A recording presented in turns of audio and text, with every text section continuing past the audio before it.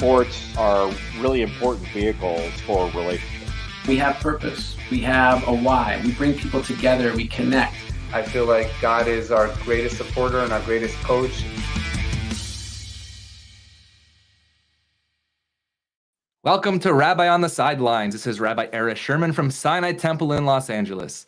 Today we are joined not by one, not by two, but three guests on Rabbi on the Sidelines to discuss a topic that is usually not discussed within the sports and the faith world, and that is Holocaust education in college basketball. This week we are joined by Coach Bob McKillop of Davidson basketball, Steph Curry's college coach. Hopefully we'll hear some Steph Curry secrets about his success. Graham Honaker, Executive Director of Principal Gifts at Butler University and one of the co-authors of this amazing book, Unbracketed, Big-Time College Basketball Done the Right Way. And Alex Kor, son of Holocaust survivor Eva Kor, just a truly miraculous story. Alex, Graham, and Coach Bob McKillop, it's so great to have you on Rabbi on the Sidelines. Thanks for joining us. Wonderful to be with you. Thank you for having us, Rabbi. So we're going to have just an amazing open conversation because college basketball is often about baskets and assists and rebounds and championships and just developing players and leaders.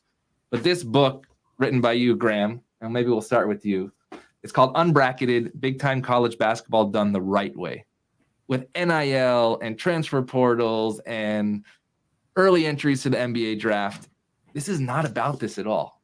This is about how you can develop leaders on a court that will make a difference on the court. So, Graham, why did you write this book, and what has it meant for the outside of the basketball world? Yeah, thank you again for having us, Rabbi. We, my co-author and I, Jerry Logan, are just massive basketball fans, as my good friend Alex can tell you. And we had felt, some with good reason, that in recent decades, college basketball had gotten, there'd been a bit of a black cloud on it in terms of the cheating and the notion that the term student athlete, there really wasn't the student part to it. You had this whole NIL transfer, all of this. And we said, there's still so much good that takes place within college athletics, developing young men and women, nurturing them to become great leaders and great people. And we took a stab at this book. And as I mentioned when we were speaking earlier, it was the Davidson story of Eva Kor leading Coach McKillop's team over to Auschwitz that was the catalyst, that this is an amazing story. This is something that people need to read about, whether they're a college basketball fan or not. Mm-hmm. This is an anomaly where a coach is taking his team overseas to one of the worst sites in human history to learn. And that was the jumping point. We knew Davidson was going to be the initial program that we would profile, but we wanted to look for a couple of others and chose Villanova, Loyola, Chicago, and Gonzaga. So that was really the motivation to show there are really good things that happen within the world of college sports. And so, Alex, I want to go to you for a second because I knew you before you knew me. It's because I read your mother's story, Eva of blessed memory. And a couple of years ago on Yom Kippur, on the holiest day of the year, I told your mom's story about how she, towards the end of her life, forgave the Nazis, forgave Dr. Mengele.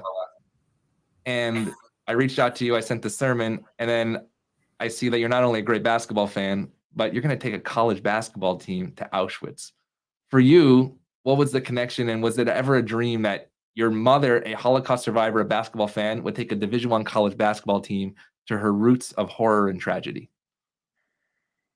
It obviously, there were a lot of other people involved. And when I heard about this in mid-May of 2018, I knew that my mom would embrace the idea because she really liked to talk to young people. And even more important, athletes are going to be future leaders. And she thought that this would be a even better opportunity to reach more people. Previous to the 2018 trip with the Davidson team at Auschwitz, she had spoken to Jim Cruz's University of Evansville basketball team and St. Louis University basketball team, and Jim's a close friend. And so I knew that there is a synergistic relationship between my mom and athletes, and my sister and I were both athletes. And so I thought, yes, let's do this. It's an incredible opportunity, and obviously through this experience, I've become close friends with Bob and his son and the whole Davidson family. But I think even more so, the long range ramifications, the trickle down effect of all the players on that team, and now even the current players, I think hopefully will help generations to come to learn about the Holocaust, to learn about Holocaust education, and to hopefully combat anti-Semitism in our world. And so, Coach McKillop, I've traveled to Auschwitz 3 times, leading high school students, Jewish high school students who had a basis of Holocaust education, either through their families or through their synagogue or Jewish community.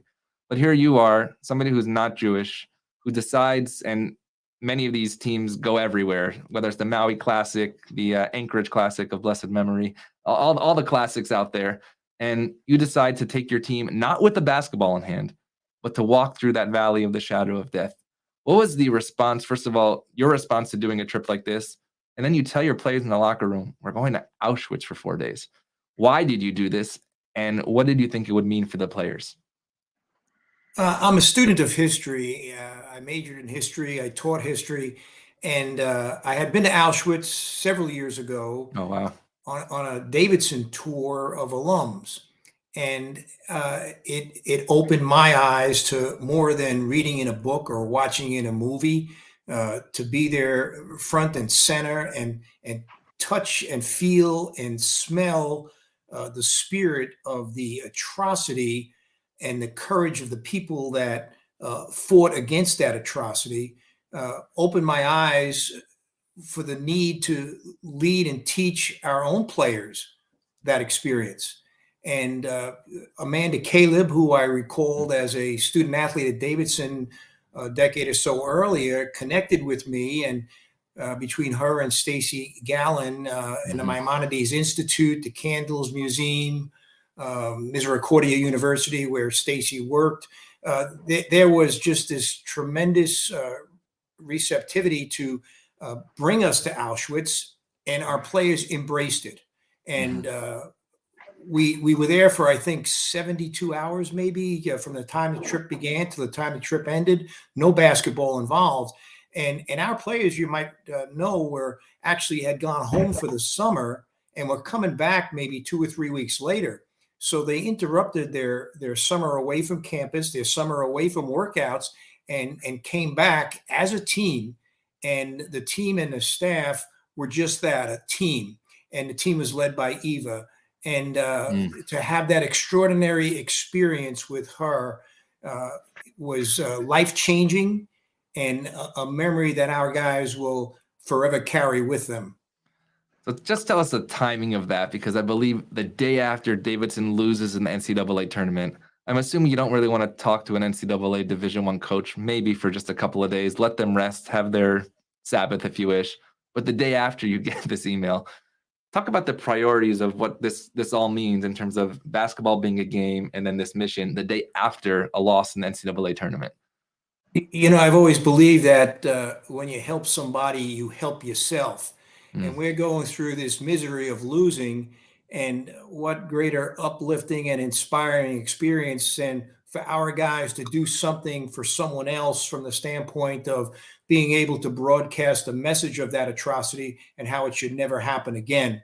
So it was a gift from God to actually say to our players, okay, we're in misery right now. You want to see misery. Let's do something as a team that will really expose us to this. So one of those players that really took to this trip and has continued his activism after was Kellen Grady. And this is a video of him speaking during his trip. You can see the background that he's standing up against the wall against Auschwitz, and this is what he had to say.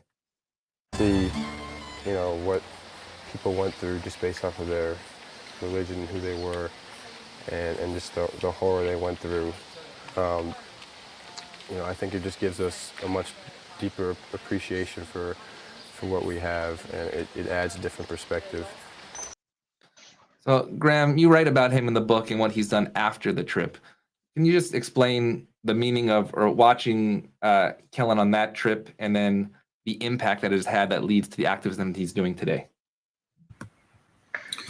Well, I think the type of player that Coach McKillop recruited over his time already had this spirit of giving back and community. I think, and this was a theme with some of the other schools, is that I'm saying this, I work at Butler. We came off a pretty brutal loss last night. Are these things, they really put basketball in perspective.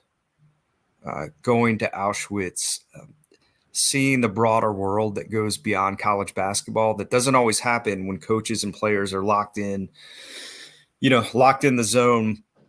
And my sense is that in talking with Stacey Gallen was that this just really inspired a player like Kellen to give back and to, start a mission of his own. And Alex can probably speak better to this than I can, and Coach McKillop. But I think it's these experiences when we take our players at Butler on the road. I remember when we went to Kansas City a couple years for a tournament, we took them to the Negro League Baseball Hall of Fame to give sport a greater context of, the hardships that those players endured, and it changes them. And again, that's why I think these coaches have such a powerful platform as coaches, but to provide these additional experiences for their players, to inspire them to go on to do great things like Kellen Grady has done and is continuing to do. And so, Alex, we can't go on without hearing the voice of your mother. And this is your mom speaking to children about what it means to change the world. Change the world. Did you know that? I want to be like her. I'm not an ordinary kid. I can change the world. I can do something special. Eva Moses Kor, life force, teacher, inspiration. A woman who stood as the perfect example of the power a single person has to make the world better. I can change the world. But we know that it took her time to get to that point. There were a lot of emotional challenges after her liberation to the time when she could say, I can change the world one at a time. How did your mom do it? How did she get to that point where she could change this world? Well, it didn't happen overnight, Rabbi. She went through a number of years where she was, as she would call it, a good victim. And she would, do her normal routine, and at times was somewhat bitter. I can remember, just to give you an example, as a 10 or 11-year-old, the environment I grew up in, but my dad's also a survivor. And I would say, well, Mom, I want a newer tennis racket. And my mom would say, look, when I was 10 years old, I didn't have any tennis rackets. And it really put things in perspective. But how did my mom get from that point, from being bitter? She happened to, meet another Mengele twin. Her twin was in Israel. We found more twins. And so she decided, in 1984 to form Candles, which is the organization of Mengele twins. And then we went back in 1985. And really the turning point for my mother was, unfortunately, when my mom's twin, my aunt, died in 1993. And because of that, she then happened to meet a Nazi doctor who was at Auschwitz, who actually helped save 20-some Jews. And because of that relationship, she then offered him a chance to come with us to Auschwitz because he wanted to document that there was indeed a Holocaust. And so my mom wanted to thank him. And she went to the Hallmark store. There was no appropriate card. She went to the liquor store. She couldn't think of a good gift. And then one day she decided, well, I'll just forgive. His name is Hans Munch, Dr. Munch. And because she thought this was a perfect idea, she thought she was giving him a gift, but she then realized she was giving herself a gift by kind of taking off this chip off her shoulder, and that led to her forgiveness. And I really think from that point on, she was spinning her wheels in the late 80s, early 90s, trying to find Mengele. And finally, when she decided to forgive Dr. Munch, which then led her to forgive Dr. Mengele, in her name only, which I want to stress, that really allowed her to open up her world to help so many other people. And that really changed her life. And I think in many regards probably gave her another 20-some years of life, just because she had this ability to kind of forgive her worst enemy. And Coach, I was just talking to Stacey Gallen last week about the after effect of this trip and what's to happen in the years to come with other major college basketball programs. She told the story that I believe there was an anti-Semitic incident on the Davidson campus, and those players by themselves stood up and said, this is what we're going to do, and we're not going to stand silently. Can you explain, when these players come back, how they understood to use their voice and not just the ball to make a difference in not just the Davidson community, but in the larger world? The message that our experience gave us was planted on their heart. It wasn't something that was in a book that you put back on a bookshelf and don't refer to it except on different times. It was with them every second. Certainly, Kellen has demonstrated that, Kellen Grady, as he's gone from Davidson to being a graduate player at Kentucky and now in the G League. And I know it impacted our coaches as well. And, our own son, Matt, has 2 daughters. And after taking a glimpse of the glasses and the shoes and the luggage, he was brought to tears. And the emotions that we experienced with Eva and understanding the true reality of what went on. This isn't something that's a movie. This is real life. And to touch and feel someone was an absolutely extraordinary, life-changing experience. 18, 20, 21, 22-year-old young men are being influenced by this 4'6". Am I correct, Alex? Is she 4'6" even? Maybe she's 4'2". She had some good hops, so maybe 4'8", yeah, on a good day. For this woman that's in her 80s at that size to influence and to see them hold the umbrella as we walked at the grounds of Auschwitz and Birkenau, and to be sitting with her at dinner, this wasn't some experience that will be forgotten. And so I don't want to go into all of the details of the anti-Semitism specifically with some athletes today, but that was 2018.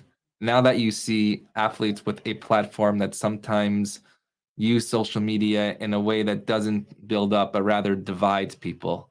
And now that we have less and less survivors, right? This next trip will not have Eva on it, but it'll be a second generation. It'll be a child of survivors, not having the people tell the testimony from what they walked through. What do you see as the next step? Is there another team that goes? Is it a movement that goes? How can we build on this to make sure that not only Eva's story is not forgotten, but that we can not necessarily eradicate hate, but rather build up love? With all the changes that are going on in college athletics today, with the name, image, and likeness, and with the transfer portal, and with the talk about athletes being employees, the name, image, and likeness opportunity is one that we need to fully capitalize upon. It should not be something that is entitled. It should be a quid pro quo kind of situation in which athletes, yes, they are getting paid for their name, image, and likeness. But in response to that, I believe they need to serve a purpose, whether it's speaking out about the Holocaust or speaking out about equality or speaking out about injustice, whatever it might be.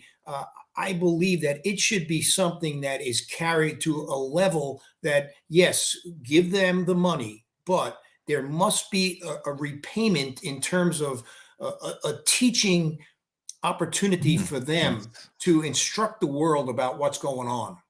I love that. And Graham, this whole book here, Unbracketed, is about faith in sports. As I said, I was moved not only by the Davidson story, but by the Villanova story that I reached out to Father Hagen, who's going to be on the show in a couple of weeks. I might have to remove this Coach Boeheim poster behind me when we bring on Jay Wright's priest, but I might be Jim Boeheim's rabbi. So what is this connection between faith and sports, between these worlds of Gonzaga, Loyola with Sister Jean, who's also miraculous, and Davidson and Villanova? Is it faith that combines these 4 stories? Well, I think, one of the great things about the book was discovering these unsung heroes who played the roles of chaplains, and the Sister Jean was the the embodiment and the public figure at Loyola, but Father Rob Hagen is a guy that probably not a lot of people know. He's the chaplain and played such a role in the journeys of these young men at Villanova. And a couple of the stories in there of, I don't think people realize how challenging it can be for these student athletes of traveling and getting home at 4 a.m. from a road game. And when you suffer a loss, and Father Hagen talks about those were the beautiful points. Those were the beautiful times of sitting with a student athlete on the bus and, trying to console them. I think also, many of the schools after the George Floyd murder, that their coaches and these chaplains were an outlet for them to talk through those things, which they're hard for us to fathom as, people in our 40s, 50s, and I won't mention Alex's age, but that are hard for us with these 18 to 22-year-old, especially African-American males, that faith part. And then the final thing I would say goes back to what I said earlier is that, putting it perspective. There was another chaplain at Gonzaga who is now passed, Father Tony. And Father Tony used to have a saying to the Gonzaga guys when they lost the game that there were guys, there were 300 million people in China who didn't even know we played tonight. And so I think putting things in perspective, helping them through difficult situations and being a conduit between them and their connection with their higher power. And that's what we've tried to do here at Sinai Temple when we combine these ideas of sports and faith. People have said, Rabbi, you're crazy. You're spending your time talking to athletes and coaches and managers and owners. And then I look at the three of you who are talking today and my senior rabbi who said, there will be a time when this voice is needed in the sports and the faith world. You just look 2 weeks ago with DeMar Hamlin, no prayer. All of a sudden, prayer. Coach, what's your thought of how does prayer work in the sports world? Because as Dave Sims, great commentator, once told me, nobody's praying when the loser's not always praying, saying, thank God. How does prayer work maybe in college basketball? When Steph Curry steps on that court, was he praying? Is it skill? What is he thanking God for? For me, prayer is not a petition as much as it's a sign of gratitude. And coincidental with forgiveness, I believe, is gratitude. I think we don't have enough of that in our country, in our world today. When you forgive somebody, you are relieving yourself of a burden. You are forgiving, as you wrote, you are forgiving yourself as well. But you are putting yourself in a position where it's a gift to yourself, but it's a gift to someone else. Gratitude is the same way. Think about when you say thank you to somebody, when you express gratitude, the feeling that person has, but also the feeling that you have. And that to me should be the foundation of your prayer. Gratitude for the opportunity to play a game, gratitude for the opportunity to be part of a team, gratitude for the opportunity to be healthy. And we again lose sight of that in the fast-paced world that we live in, and don't take that time. And I don't mean to be preaching here, but the two greatest gifts we have are time and love. And God gave them to us. And he expects us to use them and use them wisely. And the more we use those gifts wisely by giving them to others, the greater our time and love will be. So, Alex, this is the clip where your mom proclaimed her forgiveness. And I never thought of that idea of forgiveness and gratitude. I'm going to quote you on my sermon this year, Coach. Certainly can. I stole it from somebody. As rabbis famously say, as one person once said. Alex, this is your mom having those words out of their mouth about this idea of forgiveness, but really what gratitude is all about.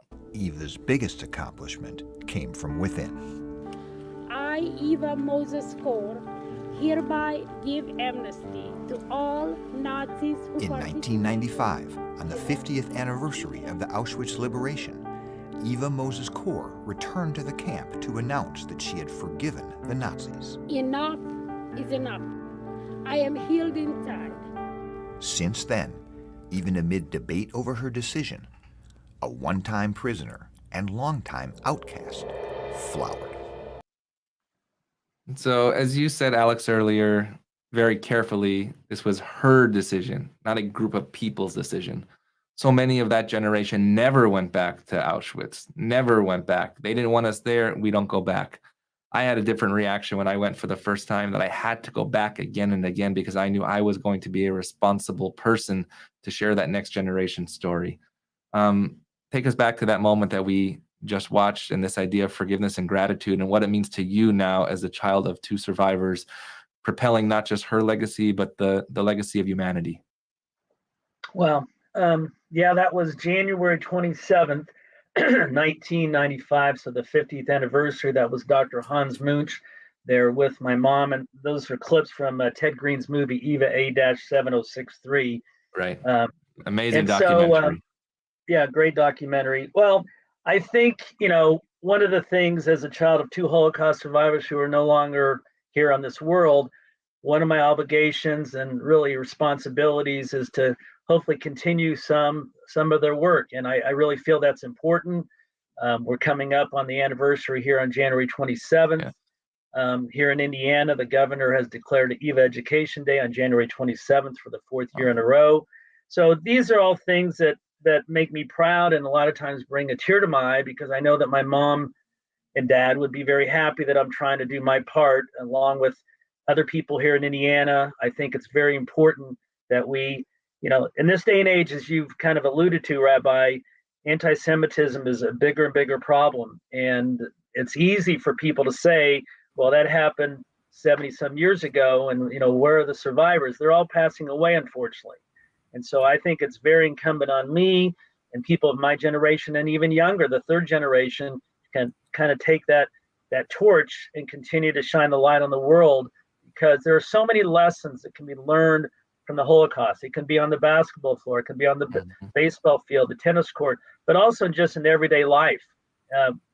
Coach talks about gratitude and forgiveness.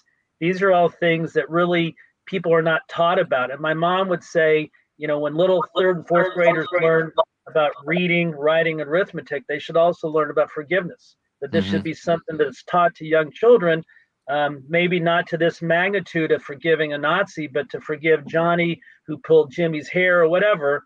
I think it's an important lesson that we can all learn in this day and age. And along these same lines, you asked a question earlier about what's the next step, and Stacy Gowan and some other people are involved in maybe having other college athletic teams go to Auschwitz, and I'll be more than happy to lead that tour.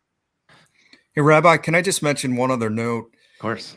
And I'm sure you are aware of this, but I've seen studies in recent years about, it's frightening actually, about how the percentage of millennials who do not know about the Holocaust, going way beyond college athletes. And one of the things, I worked with Alex and Ted Green on that film. One of the best things to come beyond the film was we created an educational packet for schools throughout Indiana. In my hope, I'll take my book out because it would sound, I'm promoting that book, but that documentary film and the other films and literature on the Holocaust, it's so important right now, again, beyond college basketball and athletics, to educate this younger generation that the Holocaust even happened. And that I think is so important as well. And Alex's mom, though she's passed, I think continued to be such a beacon of light and an example, a role model for so many young people, in addition to teaching them what happened and the atrocities of the Holocaust. Actually, next Thursday night, we have a program here for Holocaust Remembrance, International Holocaust Remembrance Day, and it's a new organization called If You Heard What I Heard. And it is the grandchildren of Holocaust telling their stories of their grandparents. Or obviously, Alex is telling the story of Eva, and what did it mean to grow up with the grandparent? I have friends that have four grandparents who are survivors. And what did that mean to them now as, honestly, free Americans who didn't experience that, but who understood that anti-Semitism is alive and well? And it's interesting to me that, right, Coach McKillop, you're sitting in North Carolina, and Graham and Alex, you're in Indiana, not major Jewish communities, right? LA, where I am, in New York, and Boston, and Miami, you would think maybe that's where these conversations are happening. Maybe Alex, share a little about candles and what it means to have a Holocaust memorial in Terre Haute, Indiana, and who's walked through those halls, and who maybe other athletes that you want to walk through those halls going forward? So yeah, in 1984, my mom created Candles Holocaust Museum. It stands for Children of Auschwitz Nazi Deadly Laboratory Experimental Survivors. Wow. And the museum was created on very humble beginnings. Literally, the initial pictures were with Scotch tape on the walls, very neatly. And 1993 or so, we had a firebombing of the museum. It was then rebuilt. But yeah, since the rebuilding, we've had a lot of important visitors there. As I mentioned, Jim Cruz, close friend, Bob's friend as well, has taken several teams there. The Indiana State University team, led by Josh Schertz, was there this past summer. And so it is a unique Holocaust museum dedicated to telling the story of the Mengele twins, but also dedicated to talking about forgiveness. I mean, there would be many people when my mom was alive that would come to the museum. Yes, they wanted to learn about World War II and the Holocaust, but they were there to learn how to forgive. And they would sit with my mom in a room and said, look, you know, my grandfather did something terrible and I can't forgive him. How do I do this? And my mom would tell people how she learned how to forgive, and it wasn't something that just happened overnight. And so I really have a great source of pride for Troy Fears as the executive director, and he's done a tremendous job. And we have a lot of big plans in the future. I should also mention, Rabbi, there was an exhibit in Indianapolis, Indiana, at the Indiana Historical Society for another year that focuses on my mom. And so both of those have the USC Shoah Foundation hologram. And so at times, if I want to talk to my mom, I'll do it on my computer and ask her questions. But yeah, for me, moving forward, I never would have dreamed that all this would have been possible. And, you know, when she passed away, it was so suddenly that I never really had an opportunity to ask her what my role should be moving forward. Wow. Right. Rabbi, one other aspect of Eva's remembrance, and this ties into Davidson as well. There are 3 giant murals in downtown Indianapolis that are painted on buildings that go up stories. One is of Reggie Miller, the great Pacers player. I don't know if you're a Knicks fan. He was sort of the arch enemy. I'm in LA. I've heard that guy in the Bruin history. There's Kurt Vonnegut, the Indiana author native, who ironically wrote a lot about being a soldier during World War II. And then there's Eva Kor. Wow. And it's this giant, beautiful mural that was painted on a building downtown. Alex could tell you how high it actually goes. And one of the great things is that the Davidson team played Purdue this past December. Gave Purdue all they wanted. Who was number 1 at the time. Right. And Coach Matt McKillop took his team and got a photo in front of that mural. And so, you know, you think about our book that we did, you think about the museum, you think about the video, but ironically, as Coach McKillop said, she was only 4'6", but there's just this massive mural downtown that remains a great legacy. And our hope is that people who aren't familiar will pass by that and say, well, who is that lady, and learn about her. And Coach, you went on this trip, but I keep saying it didn't end there. For Kristallnacht, when we commemorate the moment of broken glass, you traveled to New Jersey and you went to a synagogue. You could have done anything. Why did you do that? And what did that moment mean, not just to you, but the reaction to the Jewish community that you walked into their sacred space and told your story? How could you be given a gift and not use it? And we were given a gift with the opportunity to go to Auschwitz. And every time the opportunity to use the gift of sending that message of forgiveness and sending that message that this should never happen and will never happen again, I think you must seize that moment.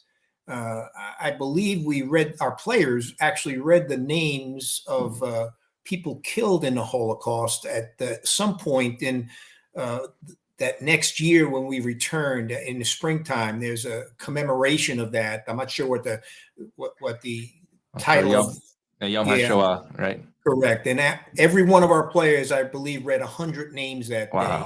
Wow. And so the continuity is something we need. It can't be just a moment in time that you spend a couple of hours at Auschwitz. It's got to be something you live your life. And clearly,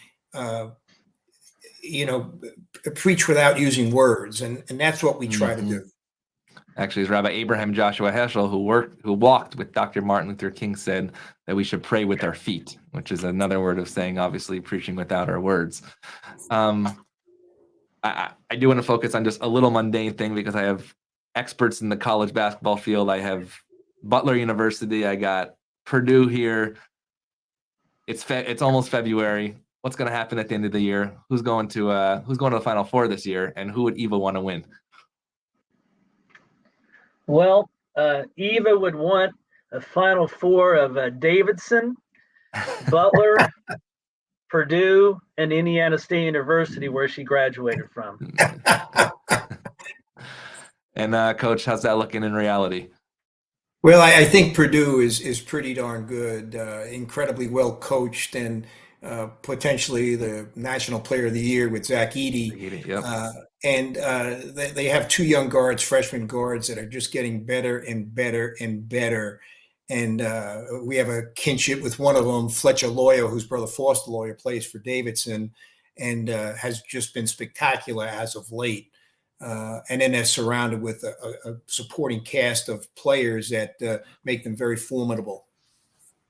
But Eva's favorite color was sort of a darker blue, which is Butler. So we may be running close to time, but Alex, do you mind sharing again a story related to one of your dad's college teachers that has a great tie to college basketball lore? And Rabbi Graham, thanks. So my father was rescued by an American GI from Terre Haute, Indiana. And my dad finished high school, and my dad was maybe on a good day 5'1", and he heard he was going to enroll at Indiana State Teachers College, and that became Indiana State University. And he heard that the coach was also the gym teacher, so he wanted to learn how to shoot a hook shot. So that coach in 1947 was Coach John Wooden, and Coach Wooden taught my dad the hook shot. And at the end of the semester, he said, "Mickey, you're a really good example for the other students. I want you to take the class again." My dad was going to go to pharmacy school at Purdue. So my dad took the class again. And years later, I'm 5-6 years old watching UCLA. And my dad said, "That's my gym teacher." And I didn't believe him. And so we started getting letters from Coach Wooden. I think I've sent them to you, Rabbi. And, for years, it was UCLA and Purdue. And so 1997, Coach Wooden came back to Terre Haute to be honored by Indiana State. And my dad sat at his table, and I have a picture with my dad and Coach Wooden.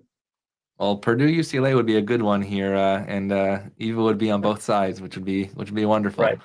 And then, Coach, just on the basketball end, because I have you, and how do you get a guy like Steph Curry, who's underrated, and make him who he was today? What's the secret sauce in making Steph who he was? Well, I think it starts with parents, and that perhaps is one of the shortcomings of our world today. Parents don't embrace their children the way that Dell and Sonia Curry embrace their 3 children.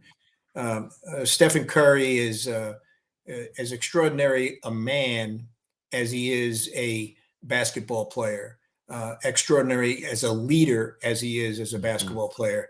And I kind of chuckle because several times I've mentioned to him over the past 5-6 years, he should think about running for the presidency of the United States. And lo and behold, yesterday he visits the White House. And there's a photo of him actually standing at the podium in the White House, dressed to the nines, looking very presidential. So needless to say, I commented to him about, hey, you're in a perfect position right now. Just wait a few years longer. So, Rabbi, one of my favorite stories in the book is about Steph Curry's recruitment. And, if you follow college basketball, you may be aware that, he didn't have that many offers coming out of high school, which is hard to believe. Coach McKillop actually knew him when he was playing Little League Baseball, which Coach McKillop's son. But, you talk about the 4 programs that we profiled, and the subtitle of the book is Big Time College Basketball Done the Right Way. And Coach can correct me if I'm wrong, but one of the aspects of why he recruited Steph Curry was not how he was playing the game on the court. It was observing him off the court and his character. And I think keeping his room clean and how he talked to his parents and how he talked to adults and in that character model. You know, Steph Curry, for me, will go down as one of the great players ever in basketball. Arguably, not arguably in my mind, the greatest shooter ever. But that Coach McKillop really recruited him as much for his character and his values and his family values as he did as a basketball player. And I think that that's what this story is all about. It's about character. It's about values. Obviously, you got to shoot the ball. You got to pass the ball. But it's what you do with that ball. As I like to say within our own Sinai Temple community, what we do is beyond the ball. That ball has introduced me just personally to so many people that I would never meet in the walls of this sacred space of sanctuary. But when we do meet because of that ball, we go into each other's sacred spaces and make a big difference in this world as well. And so I love closing remarks in terms of what this book means. Unbracketed, if you haven't gotten your copy, by Graham Honaker and Jerry Logan, the stories of Davidson, Loyola, Gonzaga, Villanova. Also great stuff about DeMontis Sabonis, actually a good friend of Sinai Temple here. And faith in sports, closing remarks about faith in sports going forward and what we can do to bring people together.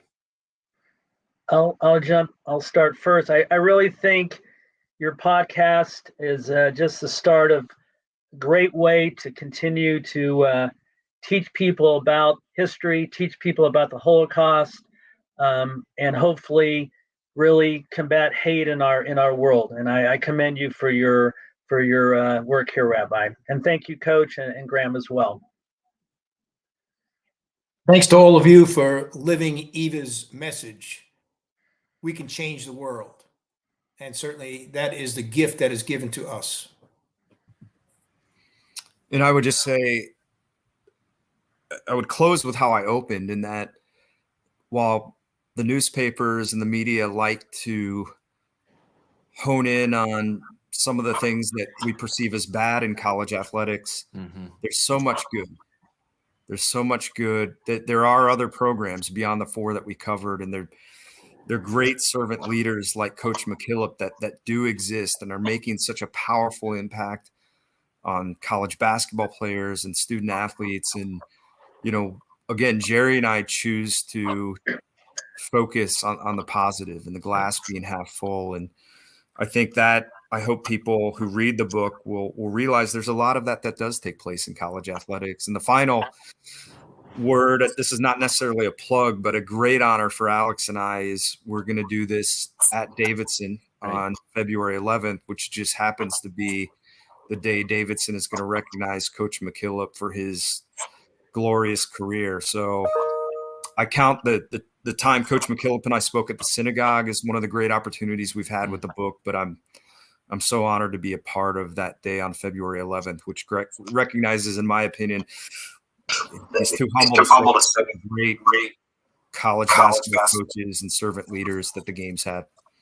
Well, I do hope that this is just the beginning of conversation, and our doors at Sinai Temple are open to all of you as you continue to tell Eva's story of blessed memory. Thank you, Coach Bob McKillop from Davidson Basketball, Graham Honaker from Butler University, and Alex Kor. Just truly three wonderful people with hearts of gold. Thanks for joining us on Rabbi on the Sidelines. Have a great day.